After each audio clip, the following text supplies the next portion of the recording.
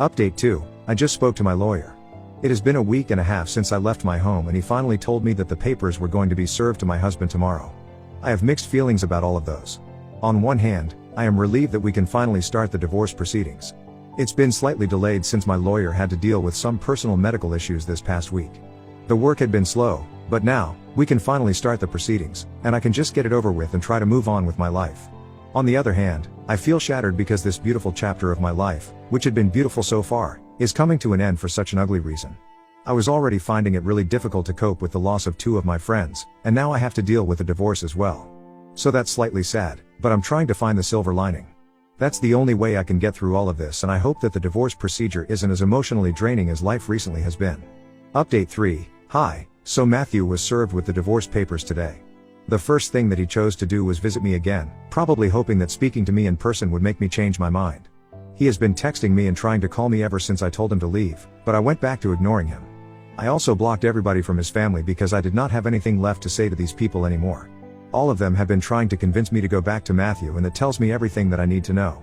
They have only ever cared about Matthew, not me. The love that his family had shown me was for Matthew's wife and not me, as a person. So I blocked everybody who had been telling me to go back to him, because if they really wanted the best for me, they would understand that what Matthew did was horribly wrong, and lying to me and keeping it a secret was even worse.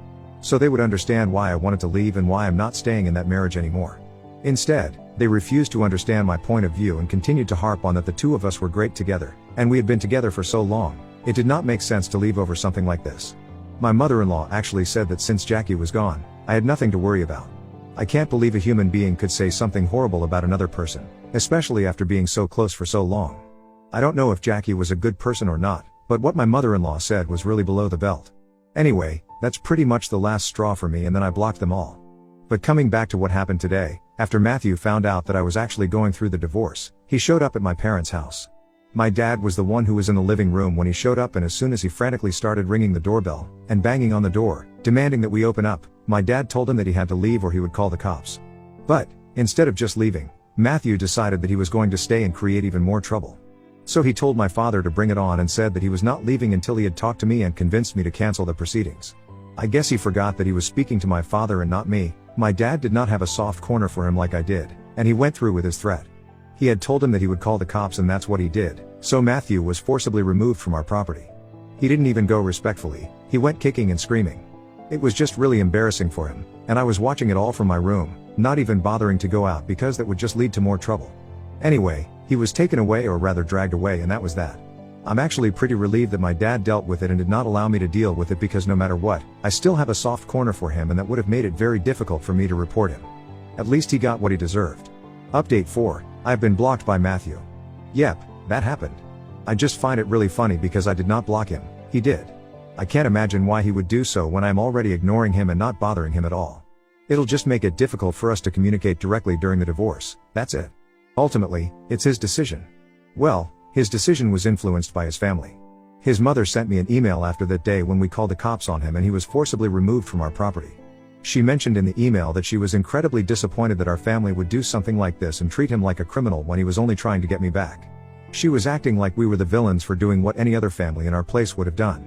She did not even seem to care for the fact that it was Matthew who had been acting unhinged and had spoken in a very harsh tone to my father.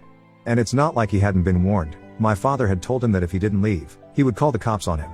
He had been warned, and yet he chose to stay there. After that, we were not responsible for what happened to him. He was trying to compensate for his mistakes in the past, in her opinion. She was basically just playing the victim and said that she couldn't believe that in spite of having such a close relationship for so many years, my family put him through something like this and I would sit by and allow it to happen. She expressed how disappointed she was that I hadn't even bothered to come out of the house to check on him and make sure that he was right, even as he was being taken away. So she told me, towards the end of the email, that her son would not be bothering me anymore, and that she was going to make sure that he moved on from me as quickly as he could.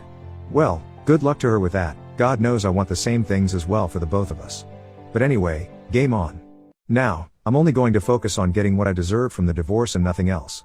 No sympathy, no mercy, and definitely no soft corners anymore.